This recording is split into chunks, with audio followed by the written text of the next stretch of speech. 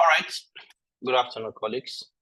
Welcome everyone to the 26th edition of the Research Tips.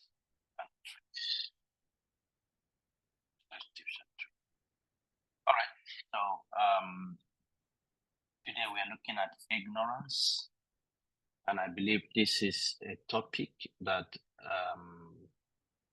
everyone who is a scientist, who is involved in research, in any stage of research needs to be aware of. I welcome you. My name is Nwaru, and I'm the host of this program. So I know some of us will be joining soon, but we have to start so that we can keep to our time. As usual, I will divide you into 3 groups. So please take a picture of this. You never know which group you will fall into. Take a picture of this, and then when you get to your group, you can discuss whichever one your group gets. Take a picture of that. I will give you 15 minutes in your group. Please appoint somebody who will come back to summarize in 1 minute what your group has discussed. All right.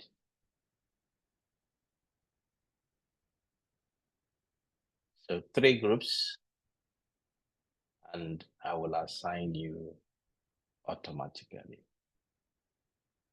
Okay. So the rooms are opened, and see you in 15 minutes. See you 15 minutes.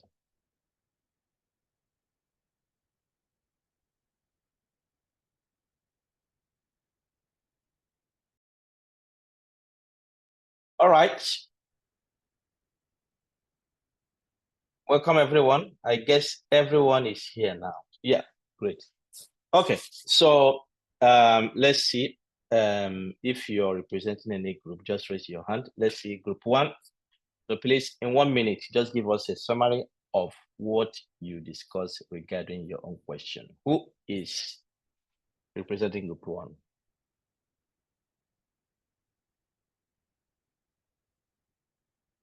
Group 1, who is representing you? All right. It's no Uchechi, are you representing group 1? I think you should be group 2, but I need group 1. You can keep your hand raised because I saw you in group 2. Who is representing group 1? Well, everyone who is representing each of the groups, please raise your hand. Let me see. Just raise your hand.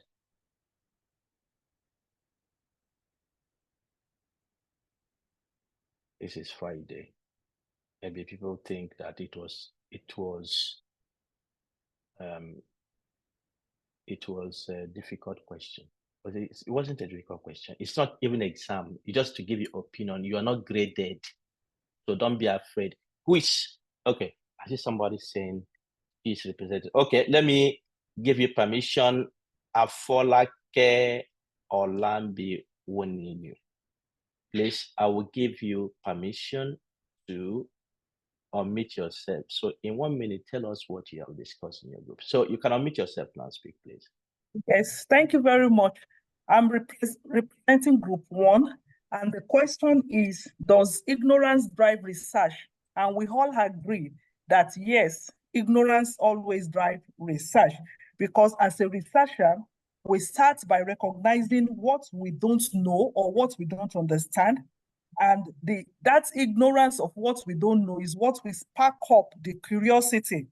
And that is what will motivate us as researchers to want to know about it, or to want to try to find a way to bridge the gap or identify the knowledge gap that is happening within our environment.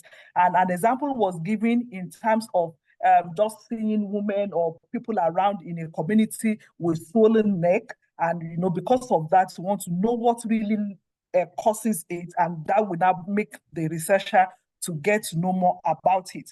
And we also agreed that as researcher, ignorance is one of the things that sparks us or that makes us to want to carry out research, because we have to value the things that we don't know more than the things that we know. It is the things that we don't know that normally leads us to know more. So it's what the statement of fact is that ignorance will always spark up our curiosity, and it is this curiosity that will drives research and will make us to want to identify the gaps that is happening around us and give us the desire to learn and discover more. Thank you, sir. All right. Thank you. Thank you. If you were with me here, I would have given you the mic to finish the session. But anyway, you are not here. The mic is still with me. Okay, let's go to group number 2. I see Chichi's hand up. Group number 3, please. Whoever is representing group number 3, I would like your hand up before group number 2 finishes. All right, group number 2 is over to you. Yeah. Good afternoon, Prof. Good afternoon, everyone. Yeah, thank you so much for giving me the opportunity to talk again on behalf of my group 2. And the question said, by the time you retire from your routine research work, how much of your topic of research would you have fully known? Please give an educated and express your answer in percentage. What factors could explain your answer? So in our group, about 3 persons gave answers to this topic, and then the percentage ranged from 20% to 70%. That's 20, 50, and 70%. So when I took the average, we had less than 50%. And so what were the factors that were prompted as a result? Somebody said research is broad, and some of your research questions might not really be answered because your hypotheses are specific. But along the line, when you research, you find out that more are prompted. Then somebody else said, maybe during your research, you have an experience with somebody else, a colleague who belongs to another discipline.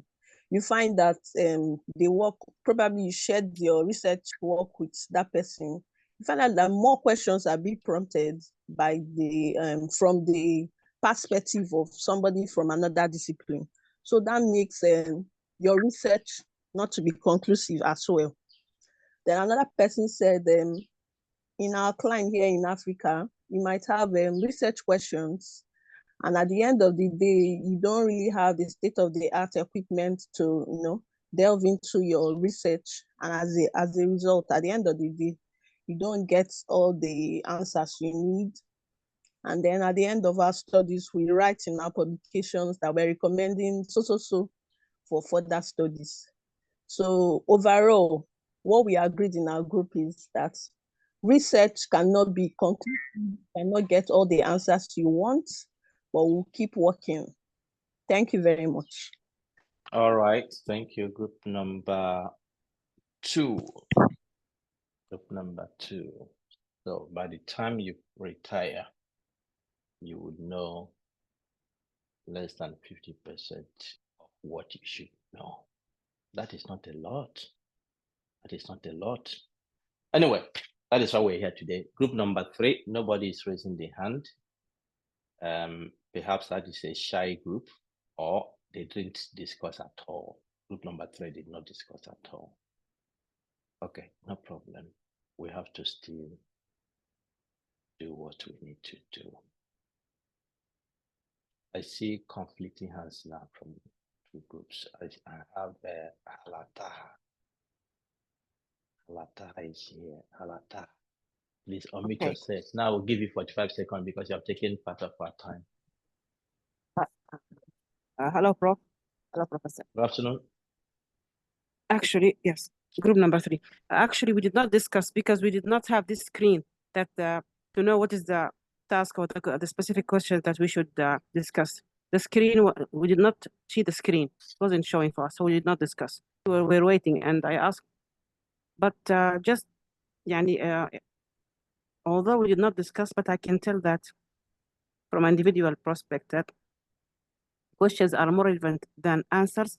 Of course, because when you answer a question, more questions will appear. So we have to answer the new questions. And when you you answer those, more questions will jump out. So it is a continuous or series of questions. You answer part, and then you go to answer the other part, and that's it. And this is the way that research goes on. This is my point of view after I saw the screen. All right, thank you. And I hope your group agrees with you. Well, they didn't discuss our topic. I don't know what they were discussing. Perhaps South African election. All right, but thank you for the input you have given, that questions are more relevant than answers. You see? But is that really the way our world works? And somebody comes to you and tells you, yes or no. Just give me yes or no. You said, well, it's not yes or no. It's simple. Is it really simple?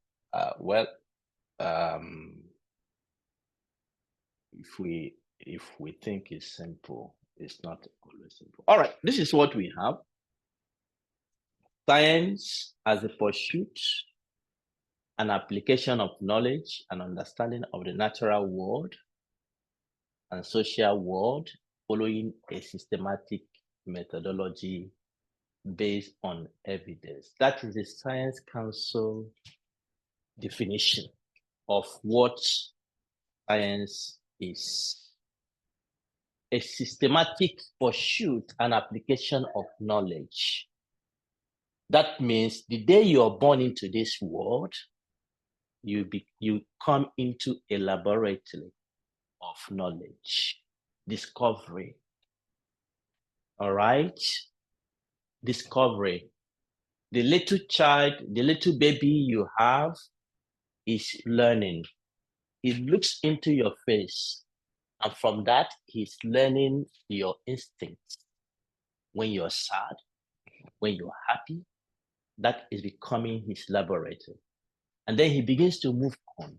And the time he comes, he wants to stand up. He wants to begin to touch it. He wants to experiment with the light bulb. He puts it off in the night. It's dark. He presses it, and that becomes another laboratory. So in our lifetime, we come into a world to learn, to discover. All right, and it appears it never finishes. All right.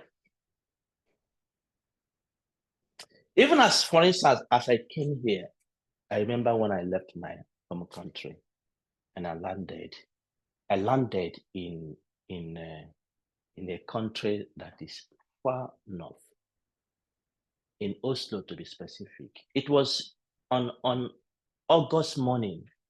I landed, and by the time I landed, there was sunshine outside. And I checked out, and I passed through. I took my luggage, and I came out of the hall. All right? It was my first time to come to Europe. And when I checked out, because I saw the sunshine shining very bright, and my instinct as an African man is that when the sun is shining, it is hot. It is warm, very warm. So I removed my jacket because I was expecting to just step out into the warmth. It's going to be so hot. And when I left the door, I had to run back in because the sunshine I saw was actually cold shine. Even though it was shining, sunlight, it was actually cold. That was a lesson. And so in my home country in Africa, I have thought that I have learned how the weather and the sun behaves, but I actually knew very little of what I should know. It's a lesson.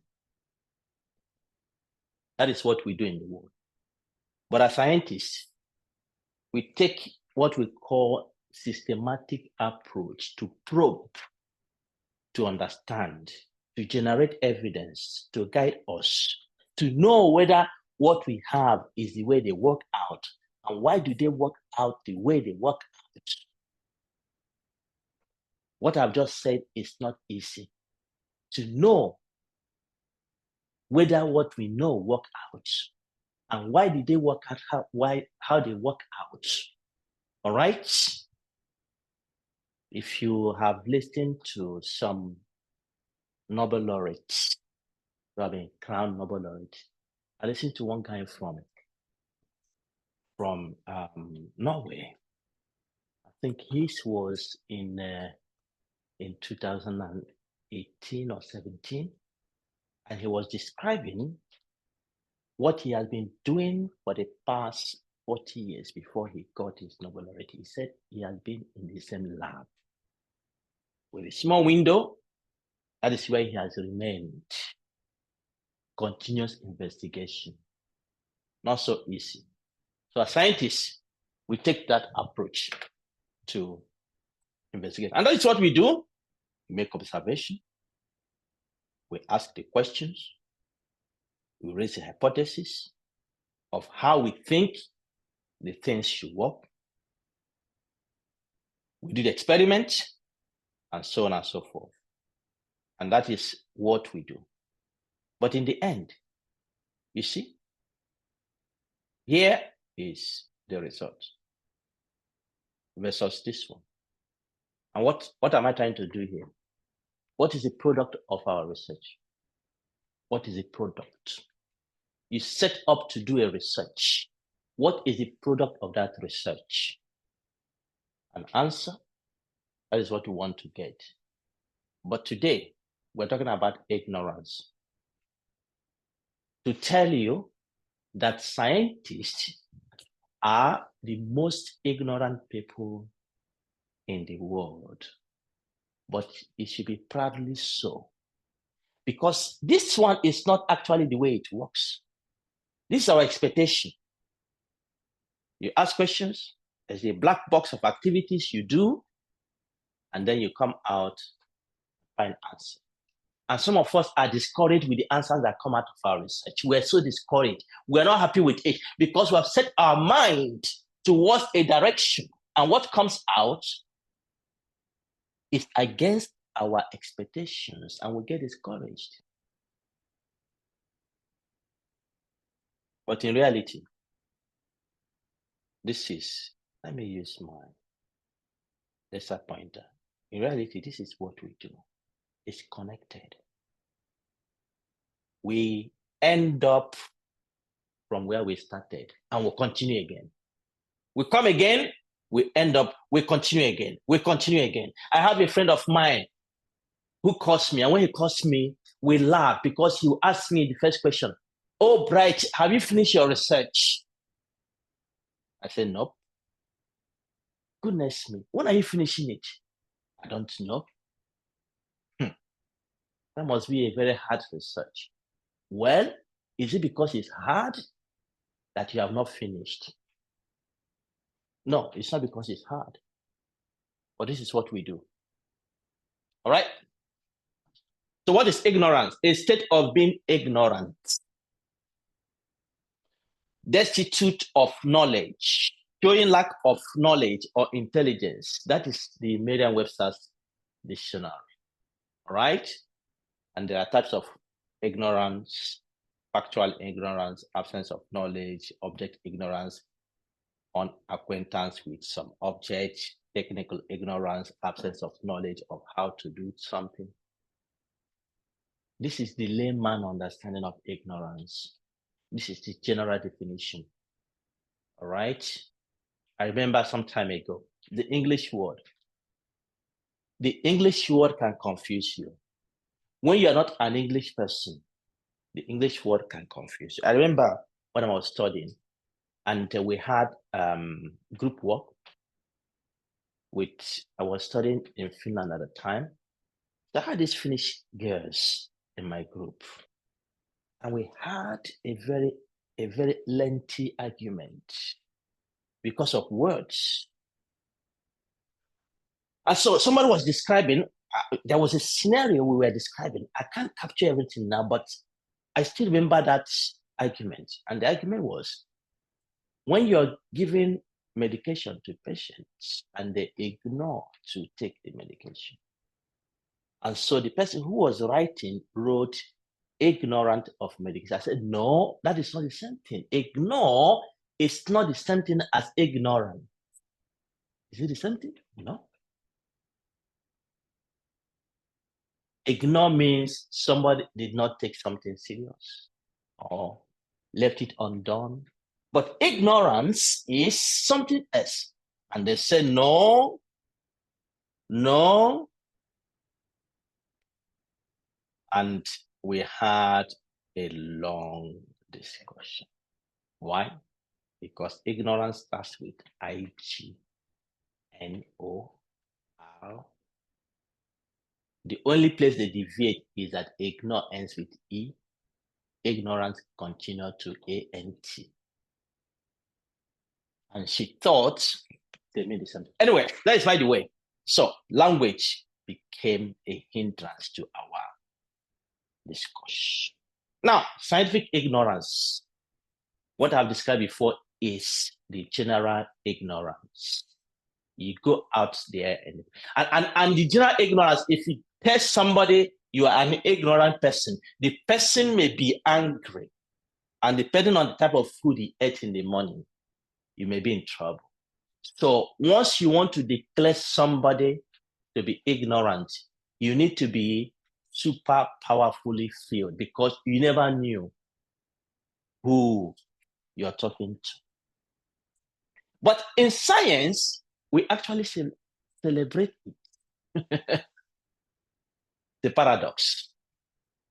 We actually celebrate it. So somebody tells you you are ignorant as a scientist, you don't bang the chair and say, what are you talking? How can you say that?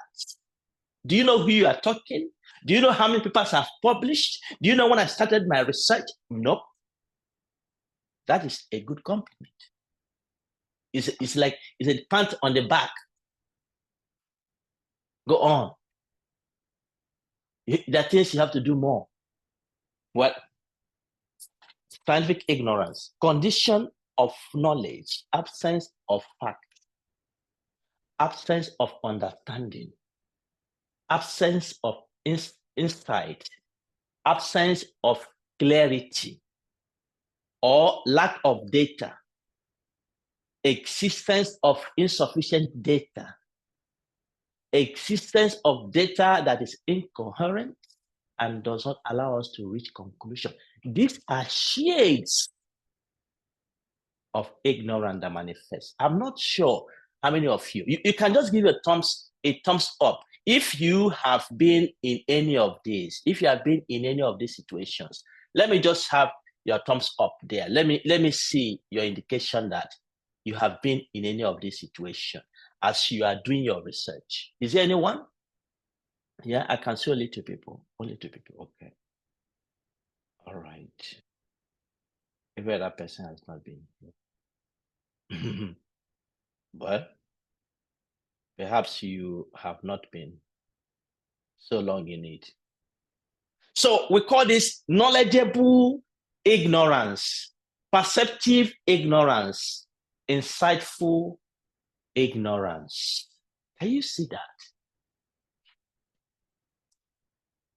Can you imagine that when you are young, as a young scientist, you're coming up, little thing you think you know all. But I tell you, the more you go, the less you know. The more you go, the more humble you are. The more you go, the more your weaknesses are exposed. And that is humbling enough. But if you have not gone far,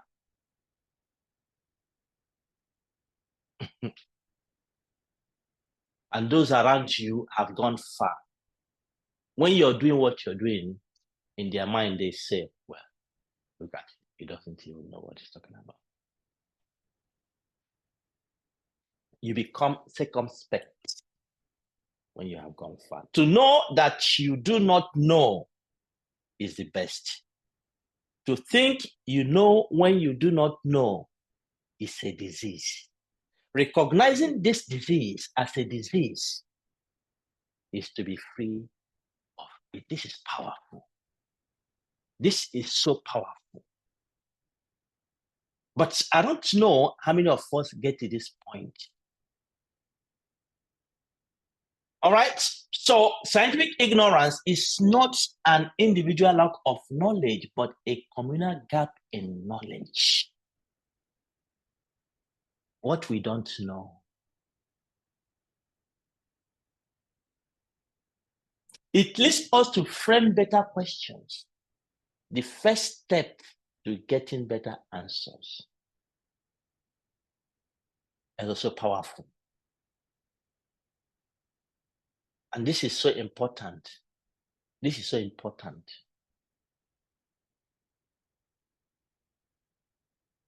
Thoroughly conscious ignorance is the prelude to every real advance in science. You say people are innovative. People are that, people are that. What actually drives them is ignorance. It's ignorance. All right. Yeah, that slide is not well. What is your motivation for doing your research? You see, if I describe research in this way, we have input, which are the questions, the hypotheses we raise. Then we have the black box of experiment or activities we undertake. And then what are your expected outcomes? Many times we go for answers. Questions come out. And I tell you, many of us love this. Many of us don't like this. But you know, this is the real stuff. When you come out with questions as indications of not knowing, or if I put it another way, you come out as more confused than you started. That is real stuff. That is what will take you far.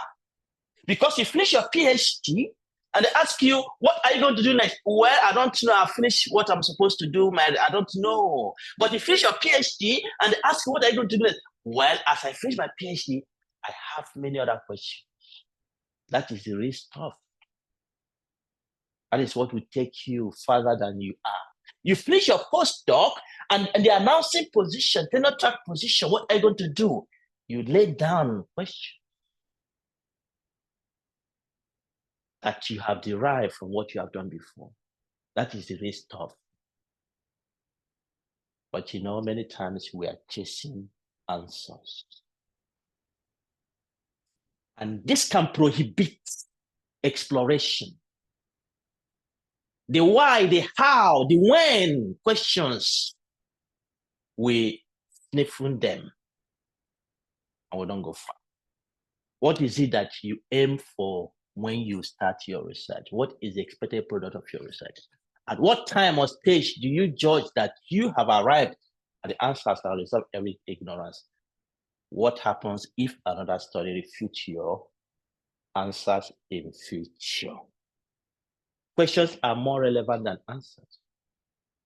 Questions are bigger than answers. Do you agree?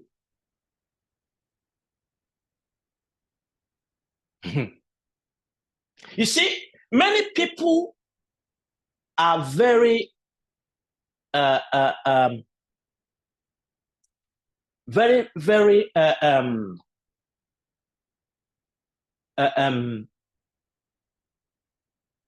limited, if I may use that word, because they close the avenues of doing great things.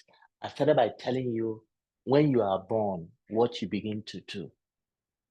When you are born into this, or what you begin to do. Many of us close that chapter because we do not allow ourselves to ask questions. And sometimes you even have your children who ask questions. It's enough, you ask too much questions. So that is the real person. Okay? Because the questions drive you to exploration of what our world has. I give an example. I did my PhD. When I did my PhD, I was looking at the influence of early life diets on the development of asthma and allergies in children. That was my question. And at the time, there was a standing guideline that says that children should be exclusive breastfed for a certain time, mostly up to 6 months, some places up to 4 months, some places up to 3 months. And after that, food should be systematically given to the child. We know that breastfeeding is very good, important. But with regards to prevention of allergy and asthma in children, is that the process of doing it? Would that recommendation that is standing, would that help? And many people believe that yes. All right. But you see, that recommendation with regards to prevention of asthma and allergy has been driven by our general knowledge of the benefits of breastfeeding, exclusive breastfeeding, timing of infant feeding. But when we started digging deeper, some studies came out, and this study came, and other studies came. This was my study. This study here gave me a lot of popularity. I was interviewed by many, many international media because it became a controversy when you're saying that it appears that what we know, what we are finding is contrary to the guidelines and recommendations. That is a problem. It's not every journal that will publish that because it's a controversy that will come out. But you see, there are voices coming around the world. This study came from Germany, and mine came from Finland, and I published more in top journals in the field. And then there was agitation in the system. Are you sure that what is happening is not right? Are you sure these findings are not telling us something? Yeah, I published more. And then what happened? A randomized control trial was taken up, which is the gold standard for testing cause and effect. And this randomized control trial was published, and it shows that what our studies have shown was actually true. And immediately this was published, there was a consensus statement that was released acknowledging that what we knew before needs to be reviewed in the light of recent evidence that have been made. And that is humbling, actually. And that is a bold step. That is why, because we have to acknowledge that each point in time, as we come into this world, we are ignorant of many things. We shouldn't assume a posture that we know everything in this world. As we take our research, we should be open to the fact that certain things are the black boxes, even though we think we have done it. So a statement was released, and currently some of the guidelines have been reviewed and changed. So today is a short session, but I want to let you know that if you do not have an open mind as a scientist, if your task is you're chasing answers, you wouldn't go far. You wouldn't go far. Take it from me.